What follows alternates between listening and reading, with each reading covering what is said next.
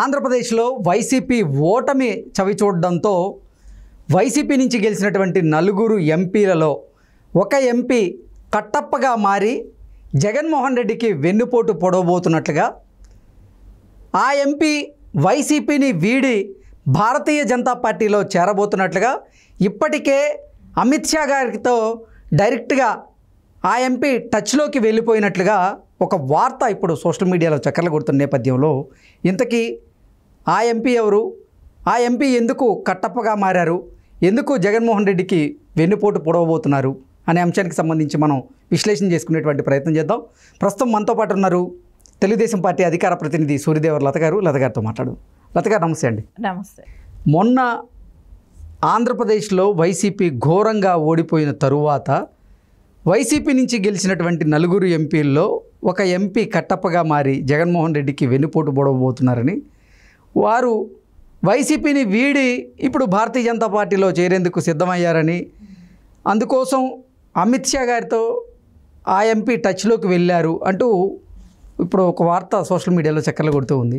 ఇంతకీ ఆ ఎంపీ ఎవరు, ఆయన ఎందుకు కట్టప్పగా మారారు, ఎందుకు జగన్మోహన్ రెడ్డికి వెన్నుపోటు పొడుస్తున్నారు అంటే ఏం చెప్తారు? మీరు చెప్పేదాన్ని చూస్తే నలుగురు ఎంపీలు ఉన్నారు. ఆ నలుగురు ఎంపీల్లో కూడా ఒకటి అవినాష్ రెడ్డిని తీసుకుంటే తమ్ముడు వరుస అవుతాడు. సరే, అతనికిను ఇక్కడ ఇంకోటి లింక్ ఉంది వాళ్ళిద్దరిలో కూడా, ఎందుకంటే బాబాయ్ హత్య కూడా ఉంది. సో అది వాళ్ళిద్దరూ విడిపోయేదానికి అవకాశాలు లేవు. అదేంటి, నిన్న మొన్నటి వరకు కొన్ని వార్తలు వచ్చాయి. అంటే ఈ వైఎస్ వివేకానంద రెడ్డి హత్య కేసులో వైఎస్ అవినాష్ రెడ్డి నిందితుడిగా ఉన్నటువంటి నేపథ్యంలో ఆ హత్య కేసు నుంచి తప్పించుకునేందుకు అవినాష్ రెడ్డి భారతీయ జనతా పార్టీలో చేరబోతున్నారంటూ కూడా కొన్ని వార్తలు చూసాం. అవును, కానీ ఇప్పుడు ఏంటంటే వెళితే జగన్మోహన్ రెడ్డికిను తనకి డిఫరెన్స్ స్టార్ట్ అయిపోతుంది. సో ఇప్పుడు వెళ్తే ఇద్దరు వెళ్ళిపోవాలి. ఇంకా జగన్మోహన్ రెడ్డి తీసుకెళ్లి పార్టీనే విలీనం చేసేయాలి. సో అంతేగాని ఈ ఇద్దరు విడివిడిగా ఉండే పరిస్థితి అయితే ఉండదని అనిపిస్తుంది. సో అవినాష్ రెడ్డి కట్టప్ప కాదంటారు? కట్టప్ప అయ్యే అవకాశం కూడా ఇప్పుడు లేదు. సో తర్వాత అవ్వచ్చు మేబీ. ఇంకోటి రాజంపేట ఎంపీ మిథున్ రెడ్డి. సరే, అక్కడ వాళ్ళ ఫ్యామిలీ మొత్తం కూడా అంటే ఒక 2 ఎమ్మెల్యేలు ఉన్నారు. వాళ్ళ నాన్న పెద్దిరెడ్డి రామచంద్రారెడ్డి కావచ్చు, వాళ్ళ బాబాయ్ కావచ్చు, మిథున్ రెడ్డి. సో 2 ఎమ్మెల్యేలు, ఒక ఎంపీ. పెద్దిరెడ్డి రామచంద్రారెడ్డి, పెద్దిరెడ్డి ద్వారకానాథ్ రెడ్డి, పెద్దిరెడ్డి మిథున్ రెడ్డి, ముగ్గురు కలిసి సరే వాళ్ళకి నాకు అనిపిస్తుంది వాళ్ళు కూడా వెళ్ళే అవకాశాలు ఉంటాయి. వాళ్ళు కూడా కట్టప్పే అవ్వచ్చు, ఎందుకంటే వాళ్ళ అవసరాలు అలాంటివి. సో వాళ్ళకి ఇప్పుడు పార్టీ అండ కావాలి.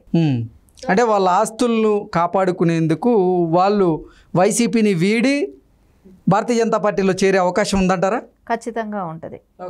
ఎందుకంటే వాళ్ళు మనుగడ ఆ జిల్లాలో వాళ్ళు సాగించాలి అంటే అలా ఖచ్చితంగా పార్టీ అండ కావాలి. సో అది బీజేపీతో, ఎందుకంటే ఇక్కడ ఒక క్లారిటీ వచ్చేసింది. ఇక్కడ జగన్మోహన్ రెడ్డి వైఫల్యాలు ఇప్పుడు అందరూ బయటపడి ఒక్కొక్కటి వాళ్ళు చెప్తున్నారు. సో చెప్తున్నప్పుడు ఇంకా ఆటోమేటిక్గా రేపు నెక్స్ట్ వస్తుందో రాదో తెలియదు.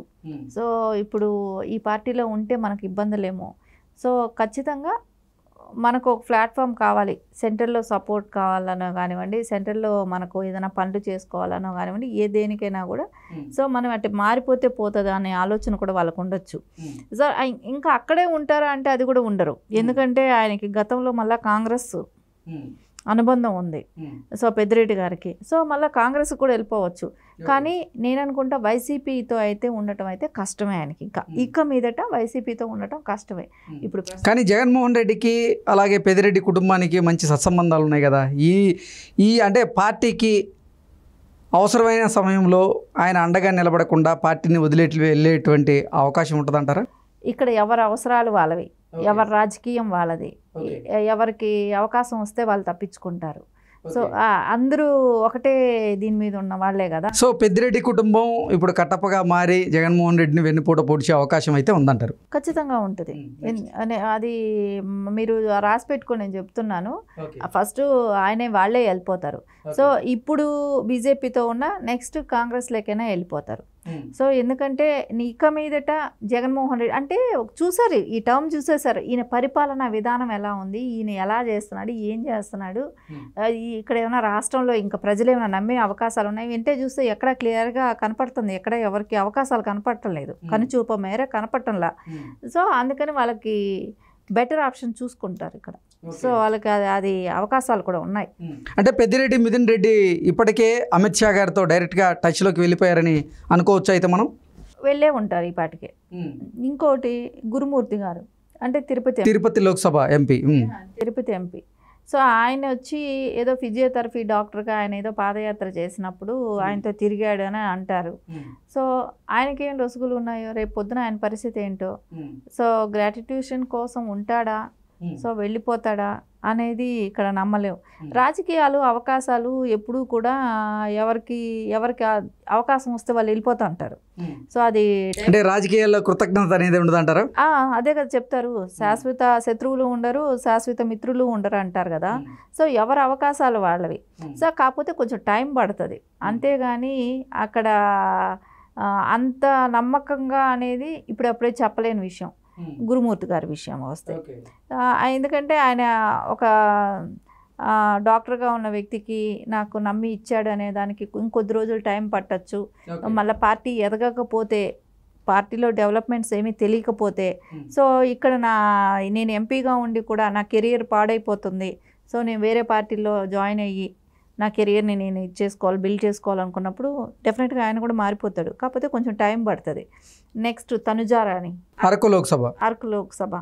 సో ఆవిడకైతే ఇలాంటి గ్రాటిట్యూషన్లే కానివ్వండి, ఇలాంటి బంధాలే కానివ్వండి ఎక్కడా లేవు. సో తను ఇండివిజువల్గా ఉంటుంది.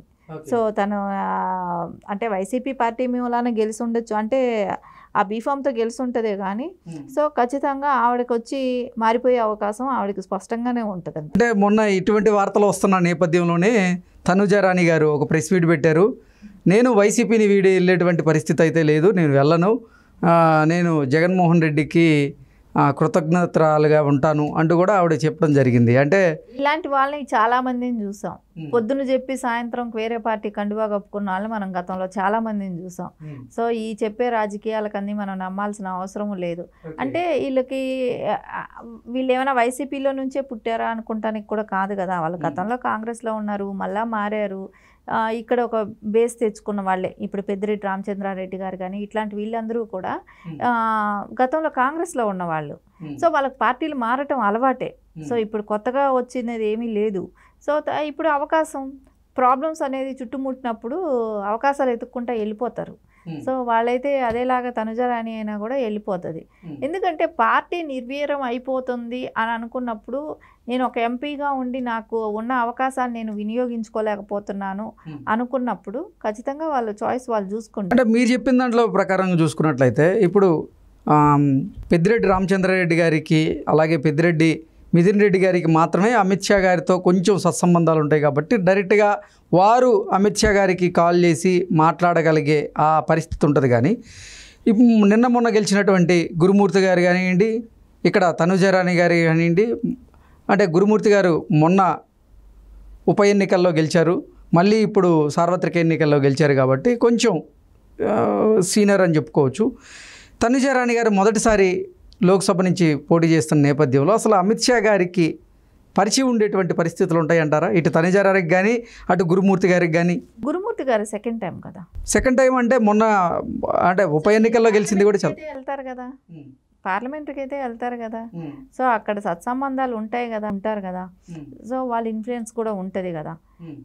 అంటే ఆవిడ మూలాన ఏదైనా బెనిఫిట్స్, ఇప్పుడు ఒక ఎంపీగా గెలిచి రేపు పొద్దున ఈ పార్టీ అవకాశాలు ఉంటాయా లేవో తెలియదు, సో నా లైఫ్ నేను ఎందుకు పాడు చేసుకుంటున్నాను అనుకున్నప్పుడు ఖచ్చితంగా ఆవిడ వేరే ఛాన్స్, అంటే 2-3 సార్లు గెలిచిన వాళ్ళైనా రెండోసారి గెలిచిన వాళ్ళైనా ఆలోచిస్తారేమో, కానీ ఫస్ట్ టైం కాబట్టి అసలు ఆలోచించదని అనిపిస్తుంది, మారిపోతుంది అయితే అనిపిస్తుంది. ఎందుకంటే అక్కడ ఉత్తరాంధ్రలో గెలిచిన ఎమ్మెల్యేలు కూడా మారిపోవటానికి ప్లాన్ చేసుకుంటున్నారు. ఓకే. సో అలాంటప్పుడు ఈవిడెందుకు ఉంటారు? సో వాళ్ళే ఎమ్మెల్యేలుగా గెలిచిన వాళ్ళు మారటానికి స్కెచ్ వేసుకుంటున్నారు, రెడీ చేసుకుంటున్నారు ఉత్తరాంధ్ర ఎమ్మెల్యేలు. సో ఈవిడికి కూడా వాళ్ళతో పాటు ఈవిడ కూడా జంప్ అవ్వచ్చేమో. ఓకే అండి, thank you so much. Thank you.